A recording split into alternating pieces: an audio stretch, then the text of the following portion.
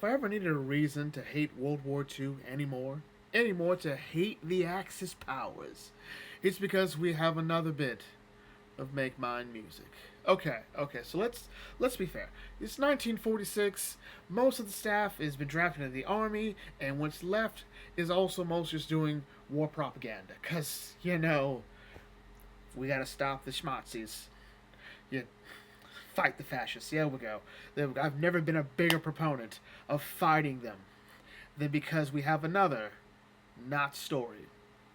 But that is not entirely fair because Make Mine Music, released in 1946, is fun. It's a bit less pretentious in some ways than Fantasia Fields, but at the same time, it's still lacking a sort of a story, so to speak. But that's because each individual moment, is each little each short is its own story. It's kind of it. The problem is, again, you have so much, none of it connects, and you just kind of drift off, waiting for one of the good ones. So out of these odd 10, only about 3 of these I really liked. Alright, really liked, really want to talk about. And one would think you would be the ones with the Hatfields and the McCoys, but no, that one's just. No, that doesn't do it for me. That doesn't do it for me. I think that one would be better off with Pecos Bill. What's a Pecos Bill? Yeah, and his horse. That one is, I think, much stronger. But that's for a whole other thing. All the cats join in is actually just really fun. It's just really fun. You just have all hey, the kids getting ready. They're going down to the soda joint, and they're just gonna dance, have some fun, make it crazy. What's not to love about that? Especially considering hey, we're in a World War II era. You know, world mindset. So hey, look, we gotta have some fun. We gotta do something. So let's all let all the cats join in. Casey at Bat is all right, I think. It's one of those things, if you love it or you hate it. I think Tiny Toons did a better one of that one, but I still love that line. There is no joy in Mudville. The mighty Casey struck out. He deserved it. Then there is Peter and the Wolf. So, I love Peter and the Wolf. This one was fun. I love the use of orchestrations. Well, I love simply each character is portrayed with a different instrument. That's fun. It's creative. The wolf is clearly something out of someone's nightmares, so that worked. But that wasn't the real reason I wanted to watch this.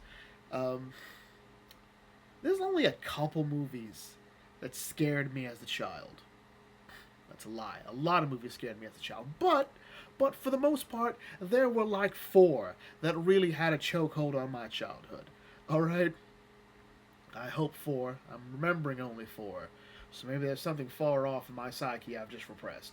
But anyway, the Grand Duke from Rockadoodle. We got over that. That was good. We had some time to go over that. Gnorga from Troll in Central Park. Hilariously bad movie. But what are you going to do? Ursula, alright, from Little Mermaid. The Little Mermaid. And the whale who sang at the opera. Or the whale who wanted to sing at the opera. Now, the reason this scared me, because it's him playing Mephistopheles.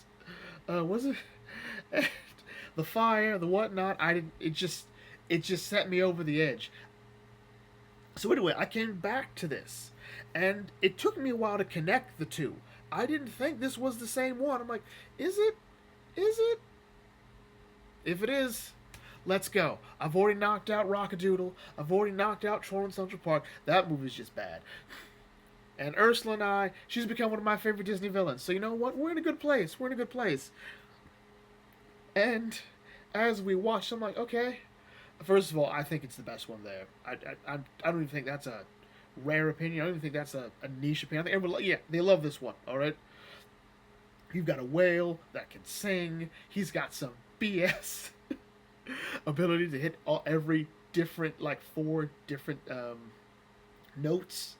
So it's great. He can be 4 different kinds of opera singers. So it's busted. It's busted. And so the premise of this is they're hearing, everyone's talking about this operatic whale, all right? And this one guy's like, there's no such thing as an operatic whale.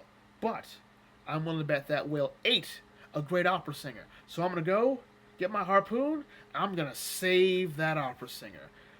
The seagull, Whitey's like, oh god, oh god. All right, I know. I'll tell him. He tells the whale like, hey, God, this is your chance. He doesn't know. Like, hey, they're looking for the opera singer. That could be your big chance, Willie. So Willie's like, I got you. So he goes in. He sings, and everyone else loves singing. Like, okay. He's like, no. He's got that singer's in there. That singer's in the whale. So he's trying to kill him. He's trying to kill Willie. I'm like, how did I miss this as a kid? So anyway, so then we get this little great show of Willie's entire operatic career. All right, and the fact that the opera community is going out of their way to accommodate him, which is great, to be fair. And it's great performances, like great songs. I love it. And then this happens. And I did, as a kid, I couldn't. And I thought that was the scariest this could get. Because I definitely do not remember the end of this. Or maybe I was too stupid to figure it out. Yeah, yeah. So, I'm gonna quote Bugs Bunny. What'd you expect in an opera? A happy ending? So, yeah. He didn't deserve that. But anyway, Make Mine Music is, to me, a bit better than Saludos Amigos. I think they just sort of, well, that's a matter of taste, really. I think it's lacking the sort of strength in Three Caballeros. Three Caballeros should be the basis for how we do these sort of, hey, individual stories.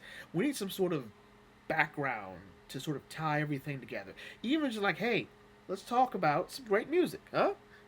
Like, all the cats joining in, man, and, Casey at the bat, and Peter and the wolf, i.e. not listening to Grandpa. And, the whale, Willie. We didn't free this Willie. Overall, I would say, if you want to appreciate good music, I think this is a bit more interesting, a bit less pretentious than Fantasia. Oddly enough, Peter and the Wolf was supposed to be in Fantasia, but got cut. Would have really helped. Actually, it's a good thing it wasn't. We're just totally, in my opinion, throwing the whole thing off. There's a certain atmosphere to Fantasia that Peter and the Wolf doesn't have because of the animation, and I wouldn't want to see this done with a different animation. So yeah. So I think this was a choice made for the best. If anything, you would really watch it, in my mind, for as much as I don't like the Hatfields and the McCoys. Let's do that. You can do that one. Casey at bat. All the cats join in is fun. But really, Peter and the Wolf and The Whale Who Want to Sing at the Opera, best ones. Best ones, easy. Fun fact, this is not on Disney+. Apparently there are some copyright issues with the music. So, yeah, there's that. If it involves Willie, it probably involves Peter and the Wolf. That's my guess off the top of my head. Otherwise, I couldn't tell you. Could not tell you. So anyway, that's my thoughts on Make Mine Music. What's your favorite Make Mine music? Is it The Whale? It probably is The Whale because you're good people. But anyway, with that, my inspiration closer. If you are new to the Bucket Think Tank, feel free to like, comment, share, subscribe. Smash the thumbs up button. I'll catch you all later. This is Bucket Think Tank signing off. Thanks for watching. As always, may your fandom serve you well.